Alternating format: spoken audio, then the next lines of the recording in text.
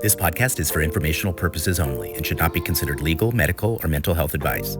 We speak from our personal experiences and opinions.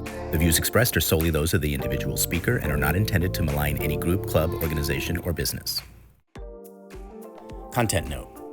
We invited a small audience to listen to the live recording of the following podcast, and some people reported being emotionally triggered during the conversation. You will hear stories of abuse. Some of them may be triggering. When people hear about sensitive topics, there are a variety of possible reactions. All of them are valid. We invite you to be sensitive to your own reaction and to pause and take your time, even speak with a trusted person if it's upsetting to you. We ourselves are processing our own reactions, which we could not do in the moment. We invite everyone to give themselves grace as they confront the line for themselves. Welcome to Confronting the Line, where we explore the world of personal development and examine the sometimes blurry line between transformation and exploitation.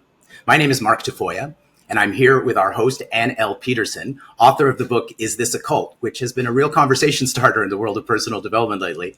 Hi, Ann. Hi, Mark. Thank you. I'm very excited for our conversation today.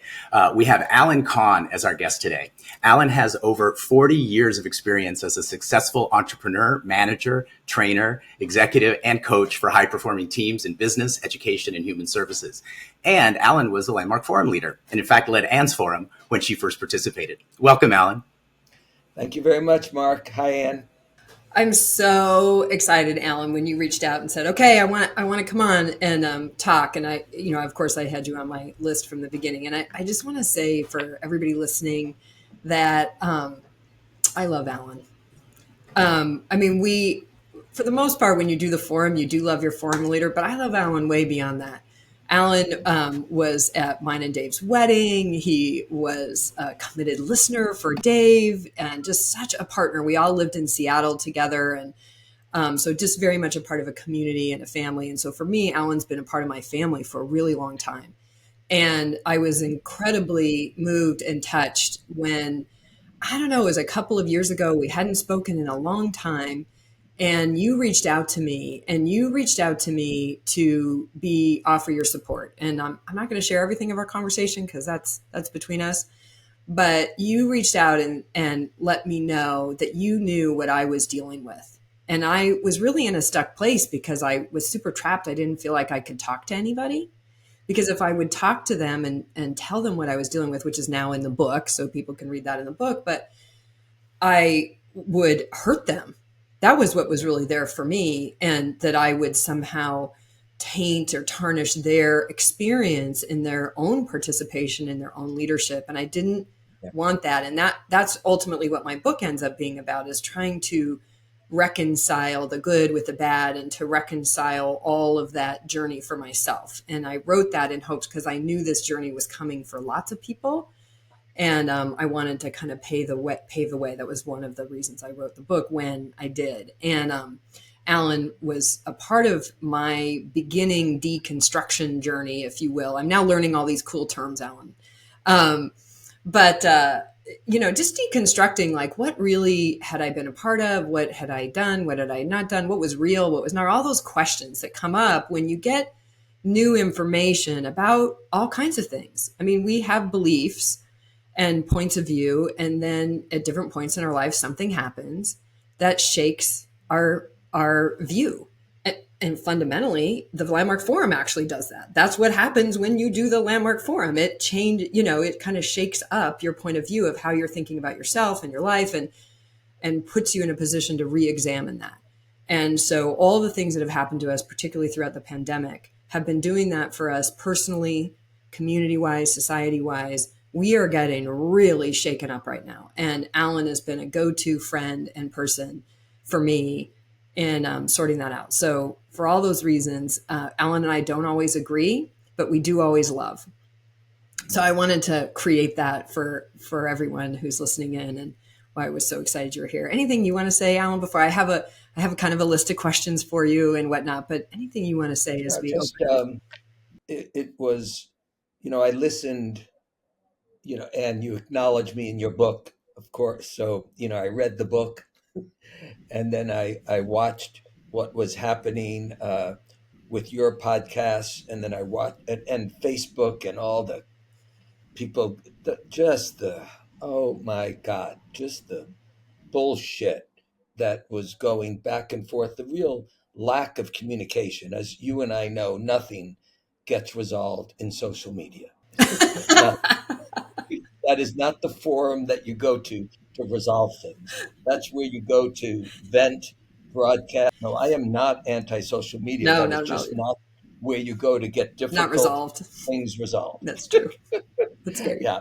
And, it, as you know, I reached out to you, I gave you some views that I had about a tack you could take, and then was a support for Brian before he had his podcast and then after.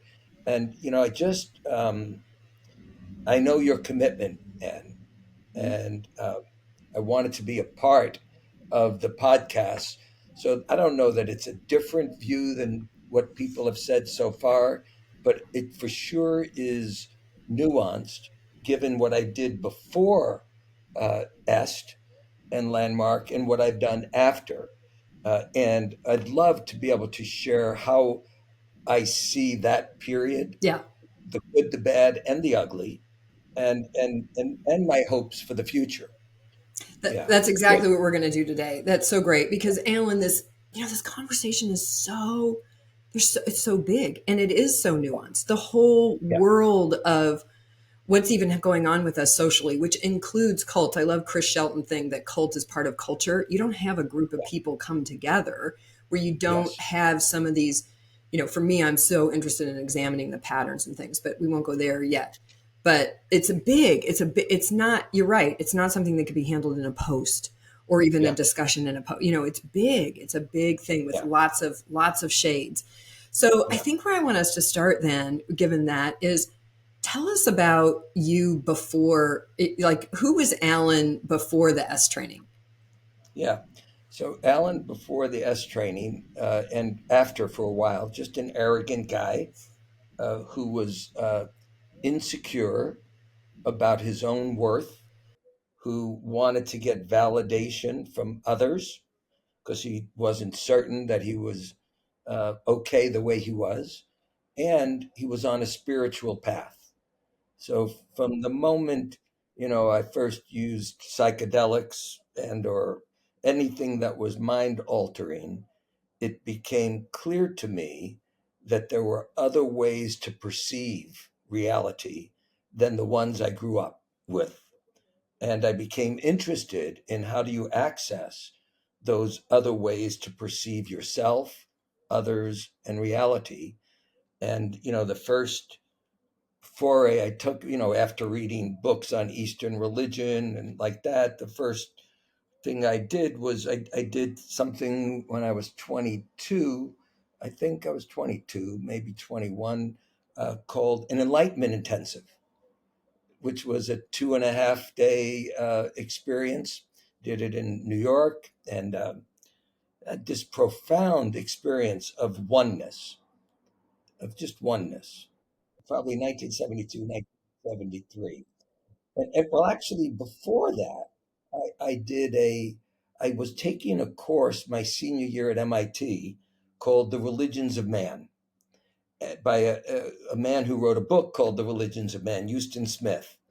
And he knew all of the gurus and teachers of the day, and he was very well respected. And he invited different teachers to come and talk to the class. And one of them was a man named Philip Kapleau, who had written a book called The Three Pillars of Zen. And he did offered a 1 day Zen workshop teaching you the principles of Zen. And I invited Phil Roshi Kapleau to the vegetarian restaurant we had started in Boston, and he ate at the restaurant, and he pulled me over and said, "Alan, how come the monks in the monastery can't make vegetarian food that tastes this good? Would you consider? This is just like, I mean, we just met. Would you consider being a chef at my monastery in Rochester, New York?" I said, "Sure." He gave me a book he had written, and I still remember the inscription, which is telling. He said, "Dear Alan, he who dies before he dies does not die when he dies." y'all can think on that one. So I went to live in the Zen monastery. Alan, do you know, Uh, it's so great you're in Mark's I just have to point out this thing because it's fun. So Mark is a chef in the New York area. So I'm sure he's I like know, dying to ask you about the restaurant. I know. We can have another podcast on cooking, several Yeah. cooking and transformation. Because I believed back then that the way we were going to transform the world was by people eating differently. Yeah. That was my Yeah. belief. So why? So we started this restaurant. We gave away the recipes. So from the age of 19 onward, I knew I'd made a commitment to myself that somehow my life was going to contribute to the quality of life on the planet in some way. So first it was the restaurant, then maybe I'll be a Zen monk. That didn't happen. I left. I had the distinct experience that Zen, if I was living in Japan, that would have been a good path. But in the United States, that was not the path. So then I became a lay minister in a mystical Christian group and was teaching the power of your word and prayer and healing. And we had initiations. One of them was called illumination, another was self realization. And And what time that period was that? What were the and years? that was a cult, by the way. Yeah, there's That many, was many, many of them. They're not all bad. that was from 1972 to 1974, and during that period, I did a couple of enlightenment intensives, and just had you'd sit on the floor opposite someone, look in their eyes, and they would say, "Tell me who you are," and then you'd answer the question, and everything you said, they said, "Thank you." And then you kept talking.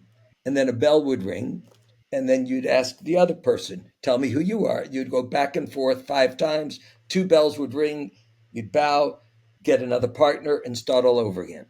And that's all you did for 2.5 days. Tell me who you are.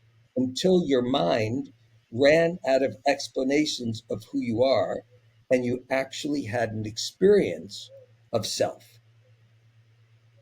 And then you'd go That sounds into a little another. familiar. Yeah, exactly. Werner did it. Hmm. Before S, this was one of the many programs that Werner also did. I found out when I read his biography. So then went to the back room, and you'd get tested to see if you really had an experience of something or just a concept, and then you get a new question. How would they Good, test tell me. that? You sit in front of a teacher, and they would ask you some questions, and apparently the teacher had discernment, and they would look and they would go, Hmm. "Yeah." Right. When you can tell when someone's talking and it's all up here Yeah. and it's not I, here. I call it, so it's kind of the same. I've been talking with some ex-Scientologists, and it's just been really interesting to compare notes. But the e-meter things that they Yes. use, and I joked with Chris Shelton. I said we didn't need e-meters. Yeah. We were, Yeah. Yeah. even especially as a wisdom course leader. I mean, I was trained to be able Yeah. to listen and really hear when a Yeah. person was there, right? Like that kind of thing. So I was curious if that was Yeah. there also. And around this time, Est was getting very popular. And I was reading and hearing all the celebrities, and I went, listen, if this is really about enlightenment and transformation, why are they charging so much money? So that was my first contact, because I knew that enlightenment and transformation had been around for thousands of years, and that someone's charging money for it just didn't fit right with my hippie outlook on life. And Alan, That one other thing I want to get in before you get to your EST experience is I do for our audience. Will you share what your educational background was Sure. coming up to? Because you have Yeah. a pretty impressive No, educational background in addition to no. this, and I know that's Well, not where you I got have the. pieces of paper that say I have an impressive I educational understand, background. but in our But world, that means what I was doing when I was at MIT, getting a Bachelor of Science in Literature, was trying to end the war in Vietnam and, you know, drugs, sex, and rock and roll, and figured out how to get a degree with a minimum. Most people didn't even know I was a student at MIT because I was spending so little time there. Yeah.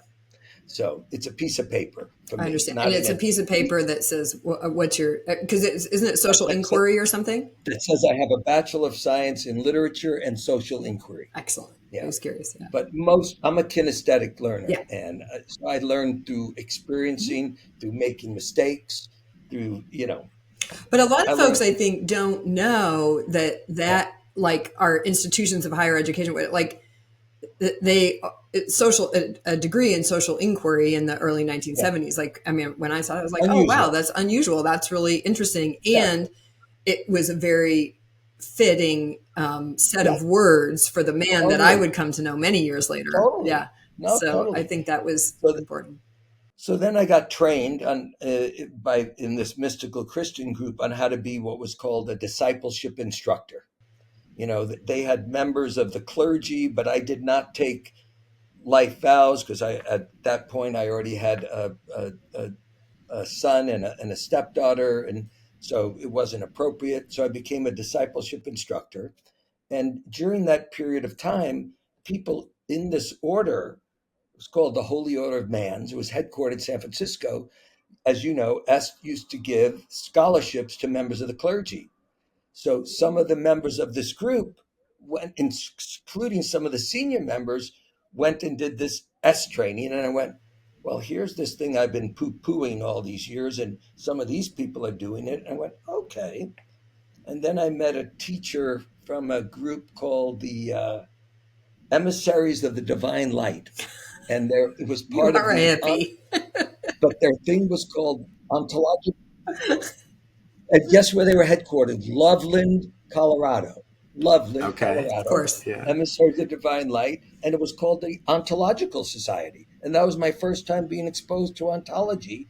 And I met one of their teachers, and he said, I did the S training, it's nothing new or anything. He says, I call it a spiritual alarm clock. It wakes you up, period. Doesn't keep you awake, but it just wakes you up. And I went, oh, members of the order have done it. This guy's did it. Maybe it's something I'll explore. I'm now managing a bookstore in college bookstore in Eugene, Oregon, reading every book that was written in 1976, written about Est. And I went, oh, and then my wife went and did it. Not my current wife. My wife went and did it, came back and said, you have to do it, and I'm leaving. Oh And I wow. went, Yeah. that didn't suggest to me it was a good thing to do. Read all these books and decided I was going to do it to prove that it wasn't worth anything. But I didn't have a lot of money. I wrote a letter to the head of Est at the time and said, I haven't taken a vow of poverty, but I'm a teacher. I teach Bible classes in my home. If this thing works, I will tell people about it. I can't afford $250. He wrote back, he said, give us $50 and we'll give you a scholarship. So I drove down to San Francisco. Now we're December. I like a deal. So I drove down to San Francisco in my little Volkswagen, December of 76. That was when the S training was 2 week, a pre-training, a Right. weekend, a mid-training. Yeah. It was Jerry long. Joyner, it was long. Jerry Joyner was my S trainer. And by the third day, I knew something special was happening here when I raised my hand to challenge the S. Jerry for the 10th time. And he comes off the platform, comes up to me, says, Alan, for 2.5 days you've been here. Every time you raise your hand, you're either trying to show that you're smarter than me or that you're one step ahead of everybody else in the room. If you want to keep doing that for the next day and a half, be my guest. But what I want you to know, your tuition check has already been deposited in the bank and the check has cleared. Everybody laughs except me. He walks to the front of the room, and I swear I have this profound experience of seeing my life like a movie from the time I was 4 up until 26, and noticing that that's been the theme of my life, proving that I'm smarter than everybody else. So I tell people I walked into the S training knowing I was one of the smartest people on the planet and walked out knowing I was just one of the most arrogant people on the planet. And that was a breakthrough. And then the final piece, and that sealed the deal, at that point in the S training, the way it ended on Sunday night is you walked into another room. There was a graduate sitting across from you who was waiting there. It was midnight, 1 in the morning, 2 in the morning. late, yeah. They were waiting for you. And they had filled out 3 cards, little index cards, on people in their life that they knew well. And they described qualities of that person. You'd sit opposite the graduate and you'd pick a card and they'd say that person's name, Sarah Green. Tell me about Sarah Green. So I'm sitting there. This guy says Sarah Green, and I start describing Sarah Green, what she looked like, what she liked, what she didn't like, her relationship to pets. And then he shows me the card. And he says, do you want to do another one? Because you could do 3. And I said, no, I nailed it on this one. I don't even bother with another one. So I walk out of the Holiday Inn on Van Ness Avenue in San Francisco, 2 in the morning, and I am higher than a kite. Yeah. Because I knew that sort of thing was possible, but to be able to sit in a, like they used to say, a stupid ballroom with chandeliers and walk out with that sort of experience possible, I went, this is it. Mm. And Alan, I'm just curious. So Yeah. were the people on the card participants who had been in the program, or were they No, people no, in your these were life? these were people who the graduate knew. Just random people. Okay. So Random, you didn't know them at all? never. Yeah. All I knew was their name. Nope. We're high into Wow. the mystical realm here. And you know, my belief is we are all connected. We are all part of something bigger than us. Consciousness exists outside of the body as well as in the body, and our egos and our brains get in the way of really experiencing what's really possible. So to have that profound an experience, and then I came back and I could see my arrogance and interrupt my arrogance. So then I wrote to, you know, I cast the I Ching. Should I become an S trainer?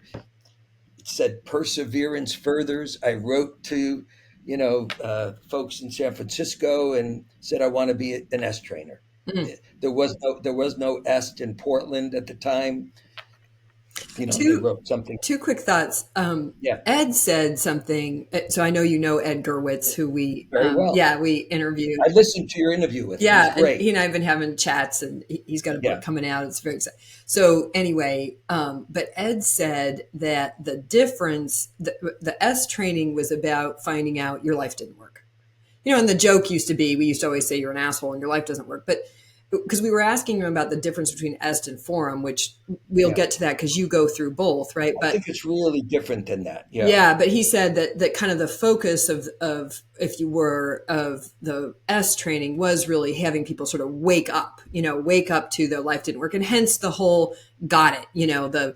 There's a whole movie with a parody on Got It. Apparently, I haven't watched it yet, but I've got some people have been sending me clips. Yeah. Versus the Forum then became more about creating possibility. I was just curious if what you saw as the I see S it training distinctly. Yeah, I see it differently. I think the S training was about, the way it was said is rehabilitating your experience to experience life. So experience it, like a tree, not just tree, like, oh, there's Anne. There's not this thing, there's Anne, to really open up your capacity to experience life as a real alive phenomenon, not a two-dimensional thing, and to have what, in other disciplines would be called an enlightenment experience, an experience of stepping outside of the reality in which you live and seeing it, wow, like being the observer of your life rather than the character in your life. Yeah. And all this without drugs, because this was the time of all this LSD and drugs. right, all of this without drugs. Yeah. So I would say what the S training was experiential, where the Forum was philosophical. Gotcha. And ontological. Okay. Yeah. And in some ways, because of what Ed, when Werner got this whole notion about language and being and language, and started studying with other folks who exposed him. In my experience, although the forum didn't produce necessarily those fireworks that the S training did, in my experience, the forum put you at the source of the experience, Mhm. which was language. Gotcha.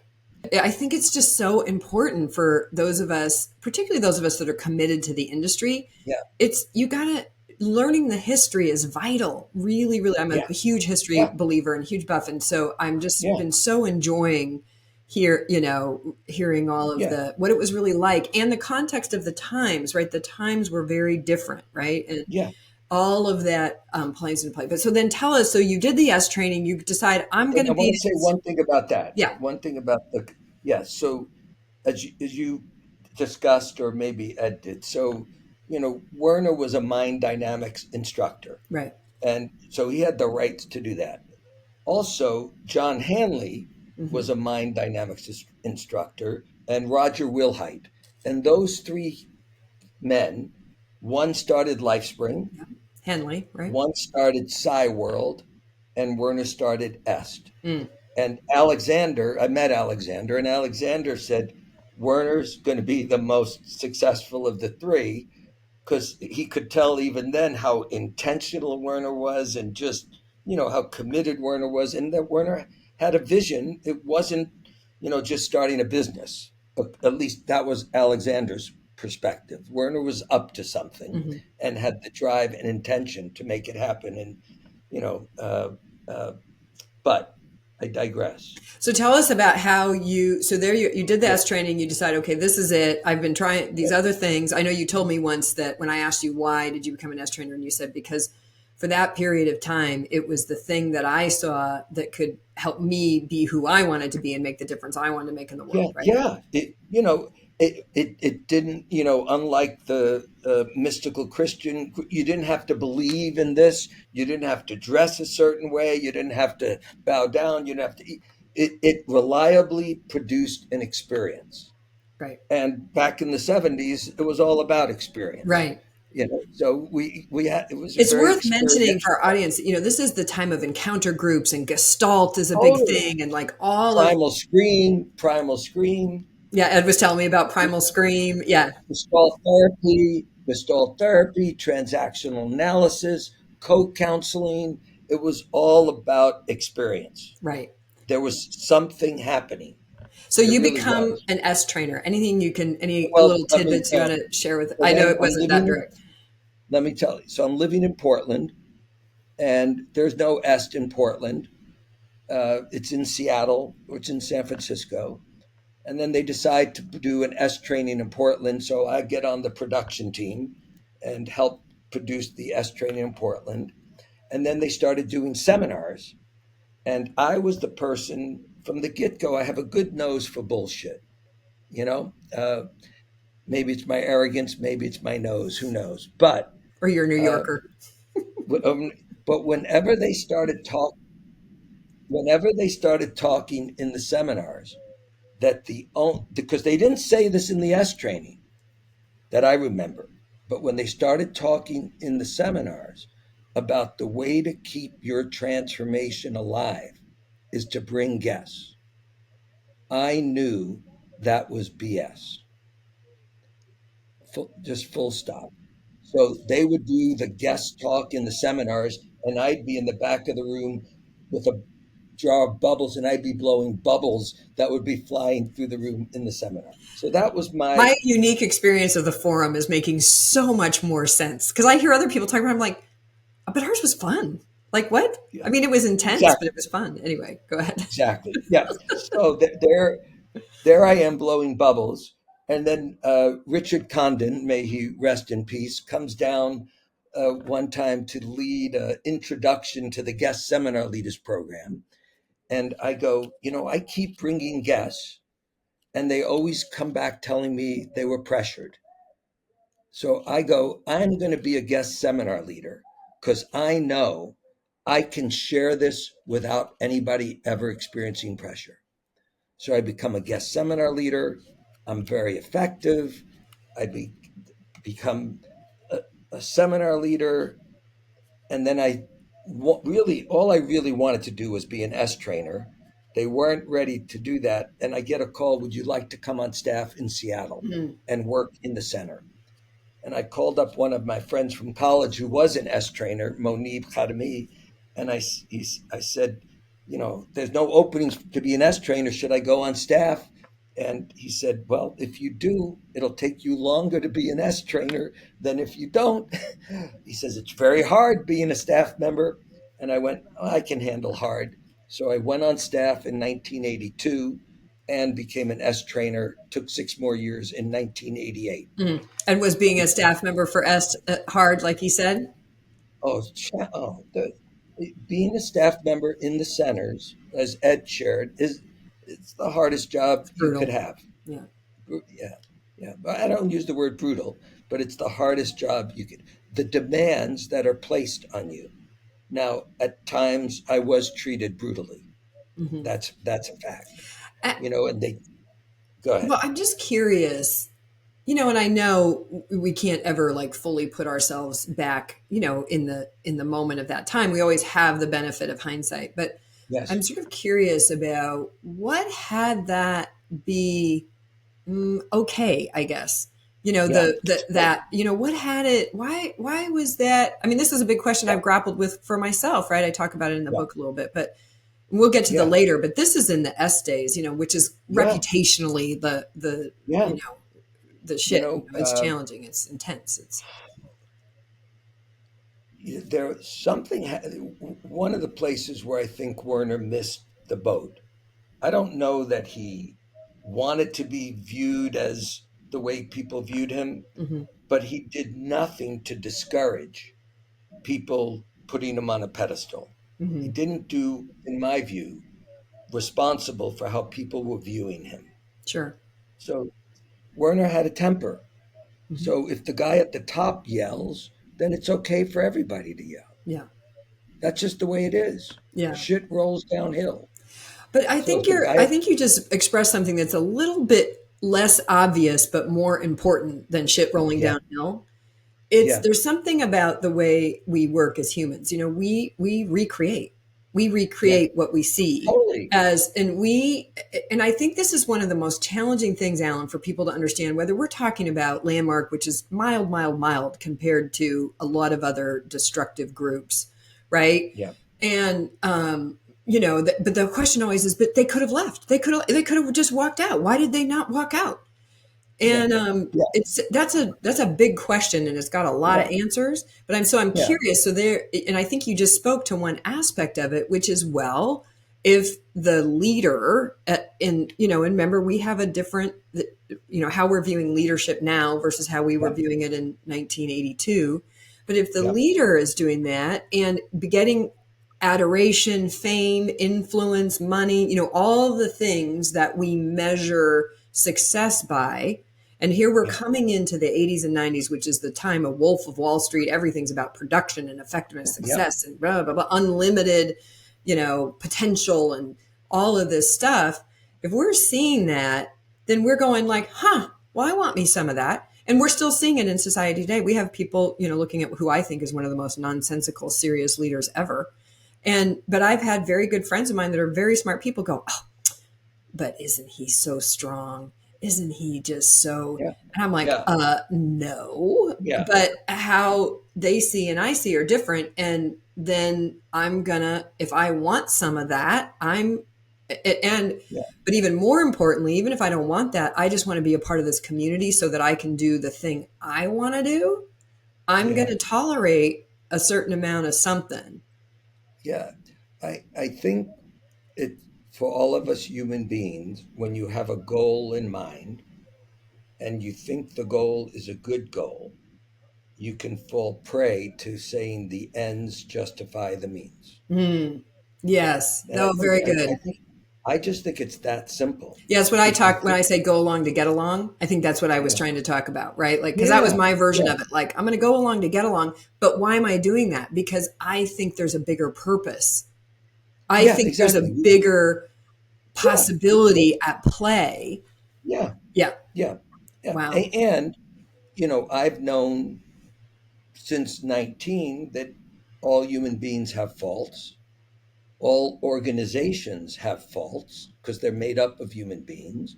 So the question is, did I support the mission of the organization? Yes. Did I like the means they were using? No. Well, what am I going to do? I'm going to try to change it. So I Yes. spent 32 years. I didn't go along to get along, Ann. Yeah. I spent This is an 32 important years piece. Yeah. being a pain in the ass for most of the people who tried to manage me because I called things into question that didn't make sense and didn't resonate with my values. Now, the thing that I'm the most embarrassed about that's happened in the last 32 years is when I actually was with a staff member in an office who was a chronic liar. There was nothing. She would lie about everything all the time, and she was wonderful, but she just lied. Why? Because in that environment Right. where there's a pressure to produce results, your ego will take over, and you'll when you're Mhm. threatened, you think lying is a good option. It's a survival strategy. Exactly. So, and I had failed at correcting her from lying. And I said, listen, you're not going to stop lying until, and I put my hands around her. This is what I did in 1985. I'm confessing now if the statute of limitations is expired. She's forgiven me if I've apologized. But I put my hands around her. I said, you have to want to stop lying as much as you want your next breath.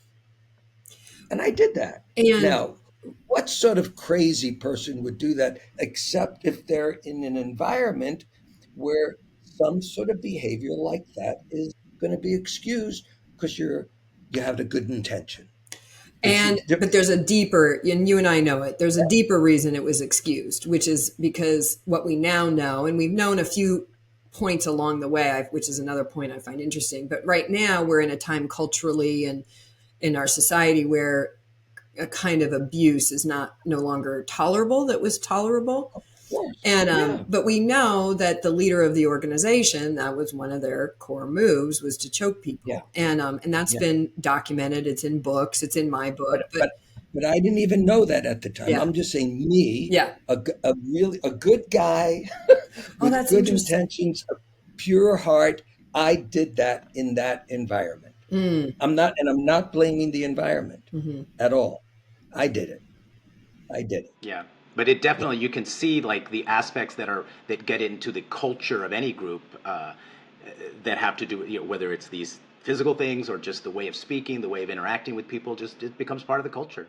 Yeah.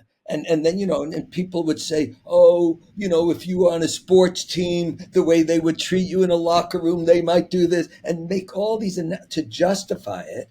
And it, again, I'll go on record, in my view, putting your hands on another person, screaming at them is never justified. Never. Mm. It's a result of your frustration. It's not a useful tool to empower people. When you scream at people, they have an amygdala response, and you're not going to get the best out of them. They're going to be threatened. But when would So you say that screaming, you yeah, became aware of that? So, like I said, we can always yeah, only kind of look from hindsight in a way, yeah, right? And I do want to acknowledge for the audience listening, one of the things I do happen to know about Alan is Alan's done a lot of work yeah, deconstructing this for himself. Like this isn't, sure, you know what I mean? So I just want to appreciate and acknowledge that because I think a lot of times one of the things the human potential movement and some of the silliness of it has kind of convinced us of this like tree happens, like things don't take work, they take work. So yeah. I just want to appreciate that about you. But And let me say one thing about that, Anne, yeah, just because I think it's critical and it hasn't been mentioned yeah, always. The forum and the S training in any of these groups can produce, might have a transformational experience. But that's not, in my view, all my view, that's not a lot different than taking a drug. What Isaac Newton said, what goes up must come down. Having a transformational experience is different than living a transformed life. yeah, And most of these groups don't necessarily have the structures in place to support you in making sure you live it. That's up to you. yes, right, But and Werner being the Being Werner. Genius at marketing that he was, figured, okay, I'm going to convince people that the way you live a transformed life is bring more people to do my program. Now, what a clever idea. Well, yes, that's And polite, register but for, yes. yeah. But And we know this. There,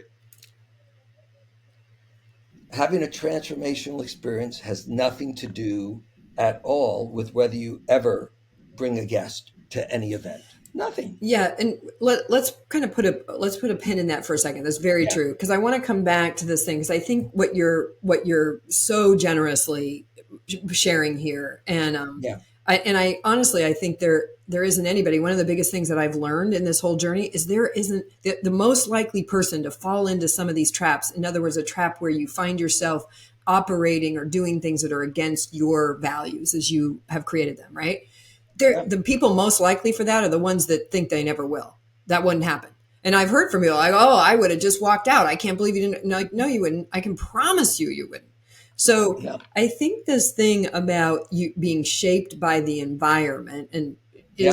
is really a big deal. And there is we know about agreement reality and these things, right? These ideas are commonplace now, and but that if we're in a group and our livelihood, our financial dependence, but more importantly, our belonging. I know for me and many of the people I've talked to, that's one of the biggest things. And in fact, somebody was talking with me today, and they're like, "I'm not comfortable with this, but if I leave, I'm going to lose my whole community." And A there's sense of status within a group, even. Yeah. status, yeah, absolutely. I mean, there's so There's- much tied in, but I'm curious what shifted for, like, how do you see that? Because Well, it two was a lot things. of years. One, Your journey wasn't short. I mean, you and I have both listened to Gabor Mate in some of his podcasts, Yep. I believe. Yeah. And, he talks about these two strong pulls for human being. One is belonging, Yeah. and the other is authenticity. hmm And he uses authenticity of being true to yourself. Yeah. So if you want to belong, sometimes it will cost you authenticity. And if you want to be authentic, sometimes it will cost you belonging. And you have to do the calculus on it. You Yeah. have to, what's going to be more important, belonging or being true to myself?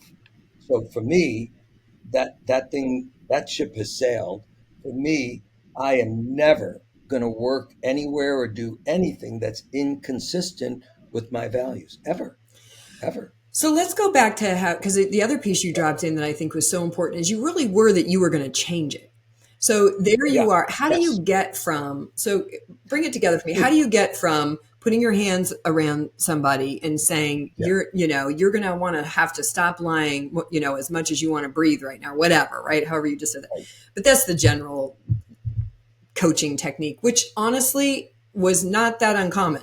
I mean, it's gross. Like now we go, but I've done To be enough clear, listening now. just to be clear, I never saw it. I did have a manager, may he rest in peace, who grabbed my shirt, who threw things at me, who was like that. But I never saw anybody do that but me. And it was interesting to find out that There's others. people who have worked, Yeah, people who have worked with Werner had that happen to them. that's So right. there must be something in being a human being that thinks that that's an acceptable thing to Well, and do. I think that for you and I both, I don't want to jump ahead, but for you and I both, Yeah. finding that out was a little part of our shakeup. So, but I want to go back to, so you've got Yeah. an S trainer, you're a staff, on staff, you become an S trainer, right? No, by the time I did it, the forum was around, so I became a forum. You became a forum leader. Okay.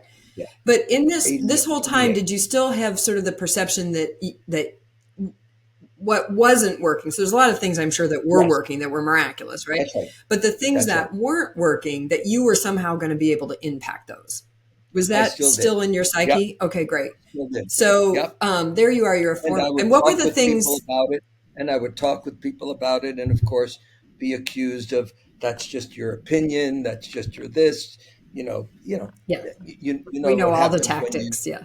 exactly. So, but there you are plugging away, you're going to change it. And what were some of the things in that era, as you were a forum leader, Yeah. in the being of a forum leader and the job of a Yeah. forum leader, or even in the centers, what were some of the things that you wanted to see changed?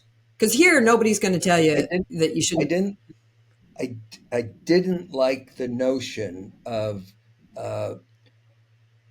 you couldn't share, that we owned the technology and you can't use this on your own because we own. I didn't like that. The thing people had to sign, I went to the legal department.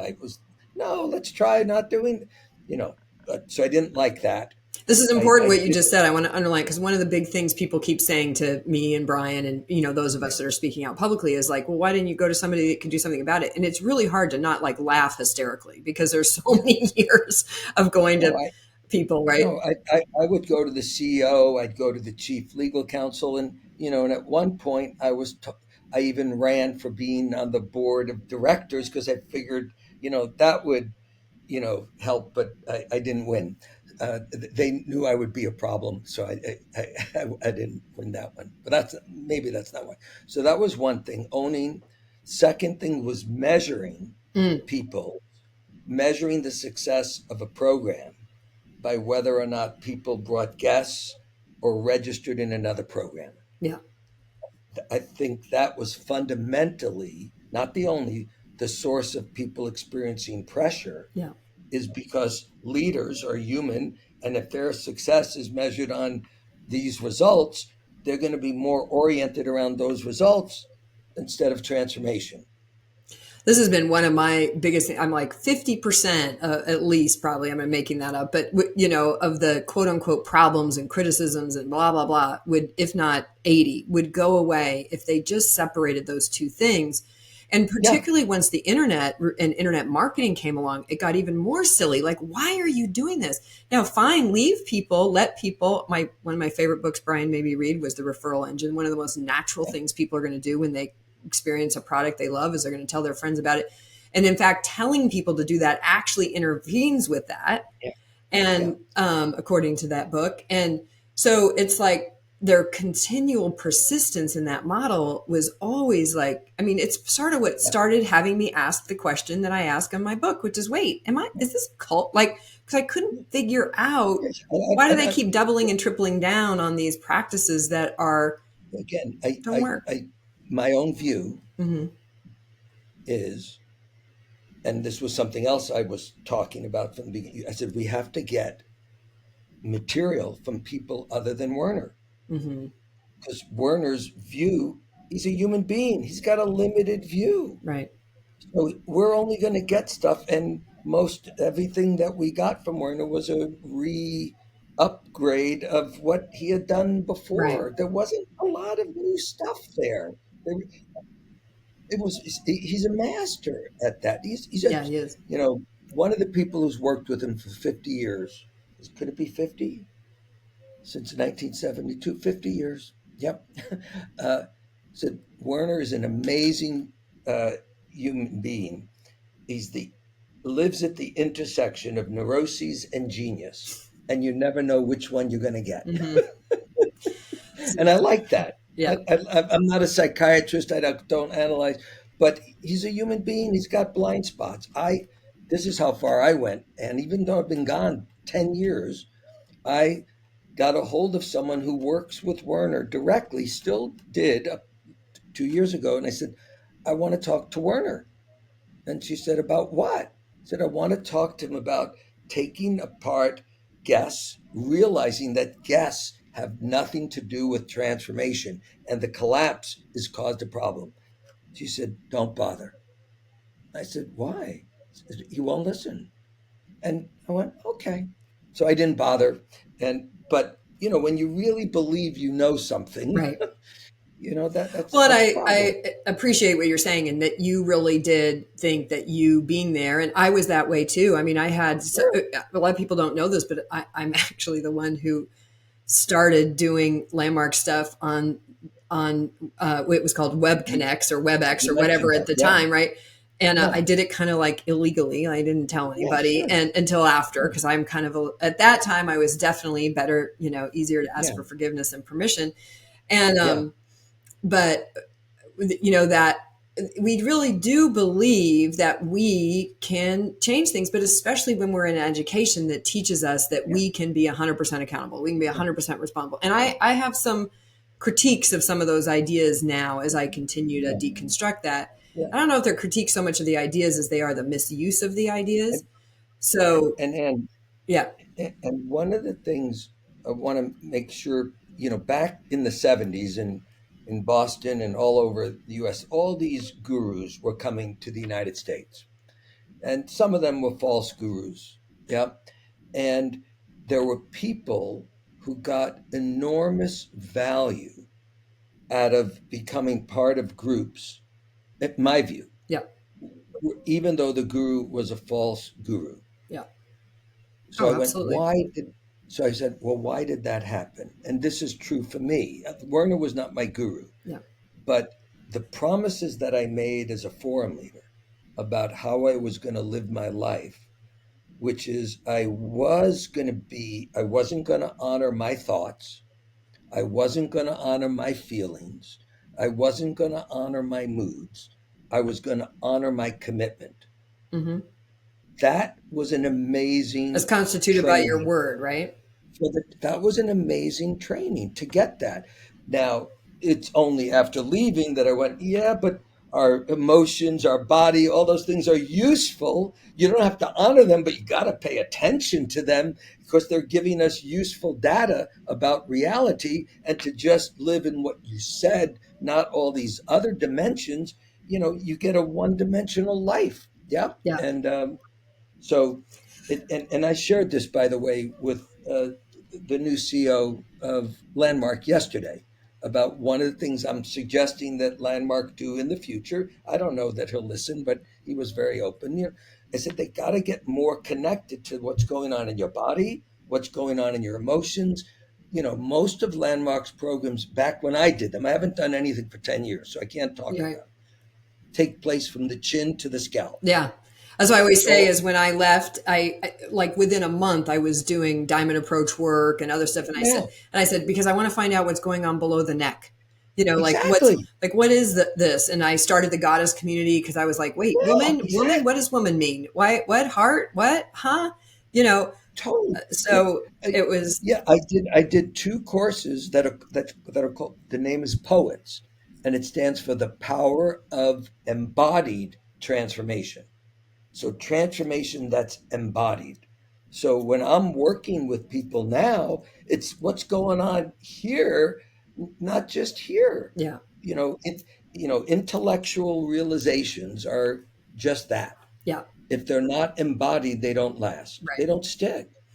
So Yeah, so Alan, let's go back to, so there you sure. are, you're a forum leader, you're leading the forum. Yep. I know you became a center's division director as Yeah. well, which means you were managing multiple centers. So you always Yeah. kept that sort of, um, that aspect, which is Yeah. really, as we said, that's a really intense, Much harder being in the centers division than leading in right. in the leaders division You know what? for A me. bunch of staff members and now ex staff members, I know they laid off a bunch that just got really, did you hear that, everybody? They know, at least Alan knew, that your job was harder because a lot of times as a center, the forum leader shows up and they're like all, and the world has to Yeah. start to revolve around them. And you're Yes. like, what the heck? Yeah. So you knew Yeah. both those sides.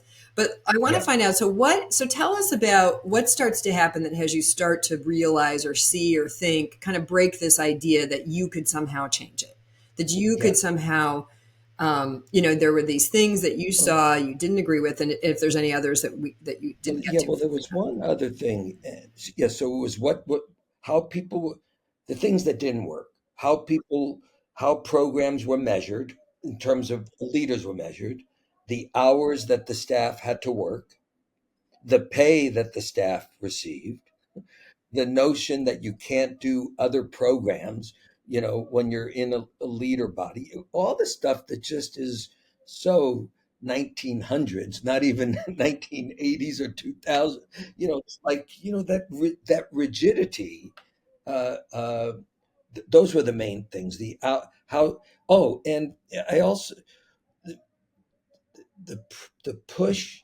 I remember having a call with the CEO before I left. I said, Harry, we are a for-profit company. Can you imagine you go and buy a car, and 3 weeks later, the salesman calls you and says, would you like me to come to your house and you invite some of your friends and we tell them how great your car is? Right. That does not happen in a business. Right. So my view of part of the reason why the real value that Landmark had and has never fully took off is because there was a lack of integrity in how the organization was run. Yeah. It wasn't run like a business. It didn't adhere to standard business practices. It was a mix. You were on a mission, but it's a business. And the MLM, but I mean, like the old fashioned MLM, not even, I have a guest that's going to come on and talk with us about the modern MLMs. They're quite different, but so that is in there I too. thought those, and again, and the way I approached it and then and now is I don't think I'm right about this at all. This is my view. And how I was able to stay in Landmark for 32 years is I could go, this is my view. Landmark, they have different view. Time will tell whether my view was right or theirs was right. And in the meantime, as a forum leader, Anne, I gave my word to be there forever. And and you and I know you can break your word, but I was never going to dishonor the word that I gave. Never.